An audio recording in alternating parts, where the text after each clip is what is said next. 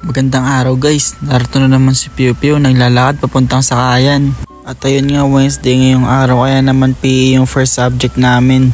Bali ngayong araw nga pala namin pa-practice yung mga tinuro sa amin ng prof namin nung Monday. Kailangan lang namin siyang i-master. Boss Batad! Tagal, interior. Pag-uwi ko, bumagad ako, natapos ako alas 9, yung wala pa dito. Ayun lang, pagtapos namin mag-PE, lilipat na kami para sa next subject.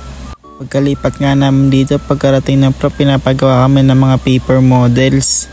Hindi na ako makapag-video kasi kailangan namin tapusin yung plate na ipapasa mamayang gabi. At ayun nga, pagkatapos namin gumawa, ito na nga yung mga plate namin. Habang naghihintay nga ng prof, ito ang tropa ko kung ano-anong pinagagawa sa taas ng table niya. Pagkatapos nga ng klase, tumambay muna para magpares yung mga tropa ko. Ayun lang, hanggang dito na lang guys. Maraming salamat sa panonood. Piu Piu out!